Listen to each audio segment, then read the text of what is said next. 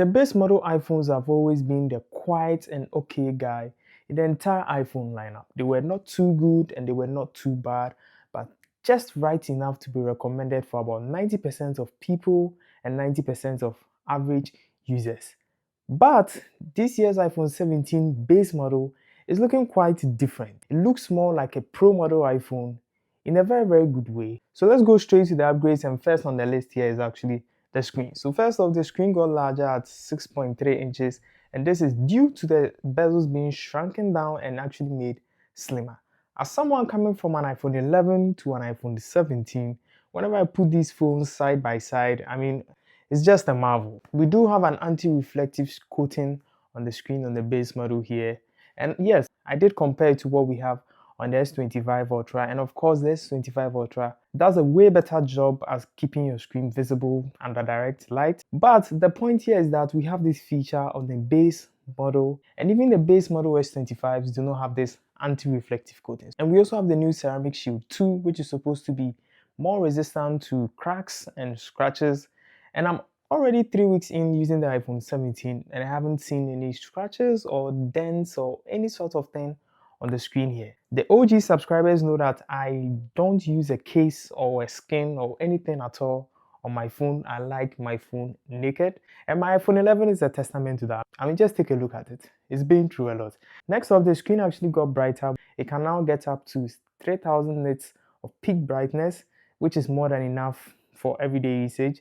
It does really get bright in broad daylight or under direct sunlight, especially coming from an iPhone 11. My iPhone 11 actually had 625 nits of peak brightness, and coming from that to a 3000 nits peak brightness screen. And don't even get me talking about how I moved from an LCD iPhone 11 screen to an OLED screen on the iPhone 17.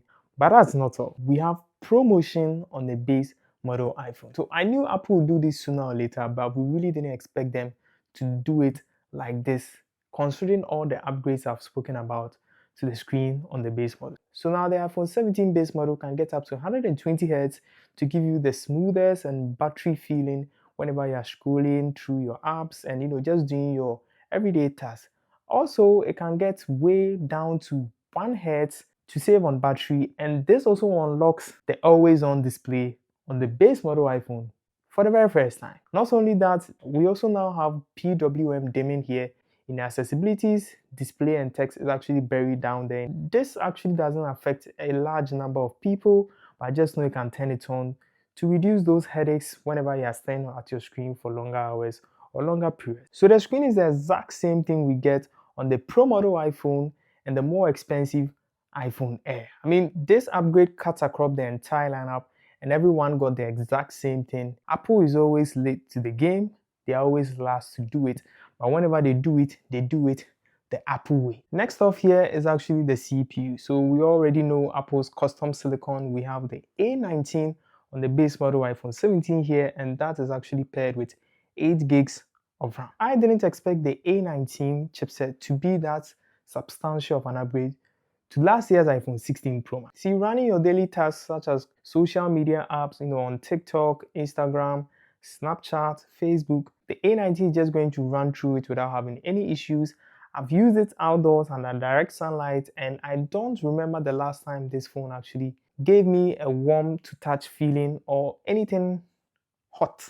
With the 8 gigs of RAM, this means I can actually have multiple apps in the background without the phone restarting them, and my experience has been so good. This also means I actually spend less time exporting my videos, the videos that I shoot, the short videos, the long form videos. I spend less time exporting that, and moving through my timeline on VN Editor has become so smooth and such a good experience coming from an iPhone 11. Okay, the 120 Hz is doing its job and the CPU is crazy fast. Next off, we have battery. So first off, yes, the battery actually got larger and battery life has been quite impressive.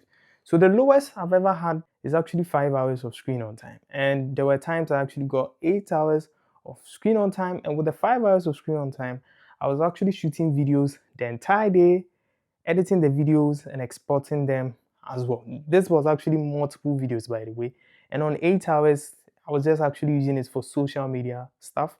I wasn't really working or doing anything, like just casual usage and stuff like that. And this phone can actually take me through the entire day. All day battery life on the iPhone 17.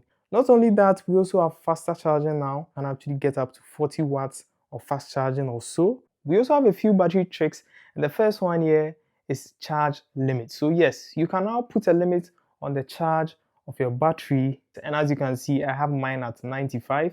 The next one here is actually adaptive power, and here the phone automatically adjusts the power draw by the CPU from your battery, thereby increasing your battery life and your battery usage and playtime altogether. Let's talk about iOS 26. Whenever I'm swiping down on my screen, it's more like the interaction between water and light, reflection, refraction. It's quite a nice combination.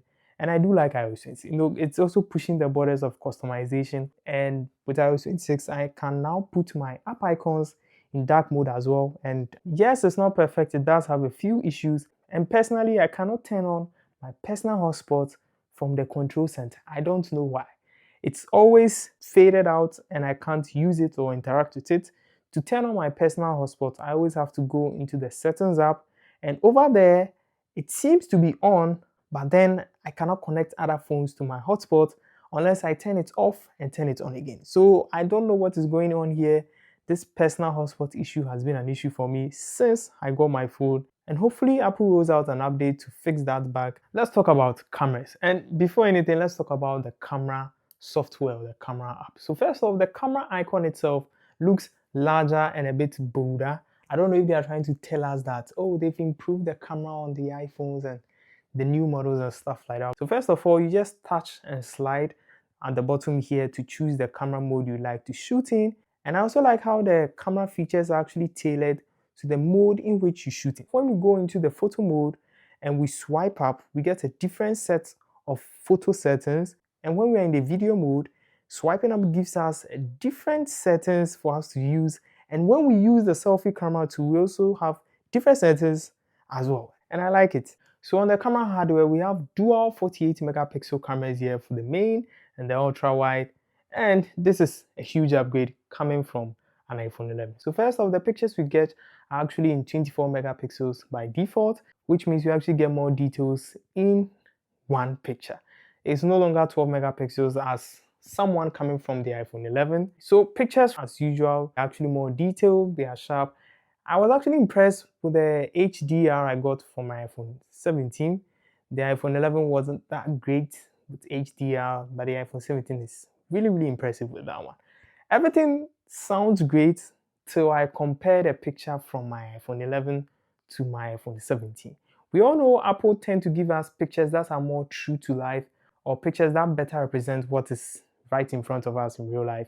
But I think they are slowly moving from that. So here's a picture I took, and the iPhone 11 looks way better and more true to life. It's a better representation of what I saw with my eyes than what I got on my iPhone 17. The iPhone 17 looks a bit more processed than what I got on my iPhone 11. So tell me what you think down in the comment section about these two pictures in particular. Yes, the ultra wide also got an upgrade. The ultra wide is now 48 megapixels and it can now shoot macro photos. I did take a few macro images with it and it's good. I'm not really an ultra wide fan, so I use the main camera most of the time. But here are a few pictures I took with the ultra wide and it was fine for me. My biggest concern here is actually video. I shoot videos most of the time as compared to pictures, and the video from my iPhone 17 is impressive. I think the biggest and the first thing I noticed while shooting with the iPhone 17 was the blur, the bokeh or the blur whenever I'm doing my unboxing videos. I notice a very prominent and a more pronounced blur when I move images closer to the camera than what I got on my iPhone 11. And it's more detailed. We have a larger sensor here, and as such, it takes in more light. And I did take this video at night using my iPhone 11 and my iPhone 17, and you can clearly see the iPhone 17 is actually way more clearer and more brighter because it has a larger sensor. But then this performance is taken to a whole new level in broad daylight, and I just love the cameras on the iPhone 17, especially when it comes to shooting videos. I did save the best camera for the last, and that is the new front-facing camera which is an 18 megapixel center stage camera. I mean, Apple just revolutionized the front or selfie camera on the iPhones. This is the best selfie camera I've used yet. So basically, we can now take landscape pictures and landscape videos using the selfie camera. No more tilting your phone sideways when you want to take a group picture or a group selfie. You just have to hold it in its portrait form, and it will automatically widen the shot as we get more subjects in view. And this is so cool. I mean, while in landscape, I can do so much with it, and I know this is something most companies are going to copy in the future. So yes, it did move from a 12 megapixel to 18 megapixel, and that is not even the catch here. So the sensor on the selfie camera here is actually a square sensor, and this is what allows us to get those landscape videos and landscape photos. The front-facing camera is also the exact same thing on all iPhone models. These upgrades are upgrades that cut across the entire lineup, and you are not missing out even if you are getting the base model. So I think the biggest question now is, why did I get the base model iPhone 17? Yes, I did do a video a few months ago. I'll leave it linked up right here.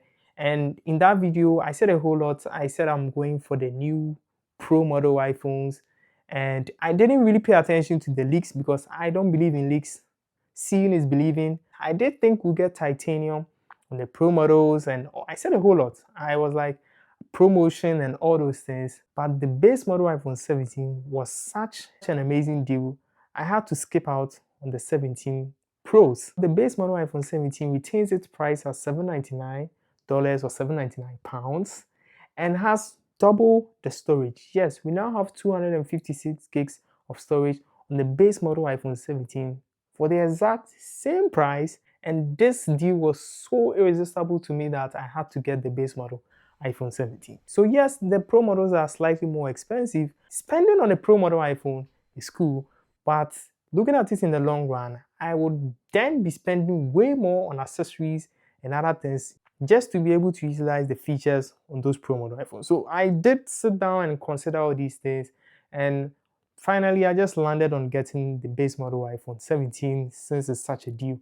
And I recommend it, okay? I think the base model iPhone 17 is the phone most people should get, okay? Most of you are not shooting in log. Most of you do not really need that telephoto lens. Yes, it does have a new vapor cooling chamber and 12 gigs of RAM, larger battery and all.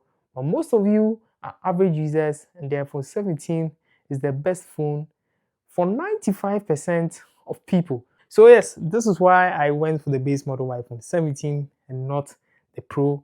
And yes, I would recommend the base model iPhone 17. I think it's more than enough for most people. I am a creator, but just know I'm still early into the creative game. I really don't have that large of a budget to be going for the Pro model phone and spending more on accessories on that. I do have a portable SSD that supports, the log and the file transfer speed for the Pro model iPhones. But as it stands now, I don't have enough to change my laptop to be able to support the workloads for, color grading and all those things. So I'm good with the base model iPhone 17. And trust me, coming from Lightning on my iPhone 11 to USB-C on my iPhone 17 is such a blessing. Now I only have to use one single USB-C cable, and it just works from my laptop to my power bank to my microphones down to any other phone I have with me right here in my mini studio. And yes, this is going to be the last time I use my iPhone 11 for shooting videos. This phone here has been phenomenal. It has carried me through the entire channel. This is what I've used to shoot videos, and finally I can put it or lay it down to rest. So if you're coming from an older model iPhone, this is the time to upgrade. I mean, I came from the iPhone 11, and the upgrades from the iPhone 11 to the iPhone 17 so substantial. And this is the very first time we have a phone this good in the base model category. So if you're coming from an older model and you are still thinking whether to upgrade, yes, the base model iPhone 17 is more than enough. Don't forget to like, subscribe, share the video, leave your comments and your thoughts down in the comment section. Yes, I said I'll get the Pro model, but I ended up with the base model, and I don't regret it. I might probably change my mind in a few months to come. I'll see you guys in the next video. Have a nice day.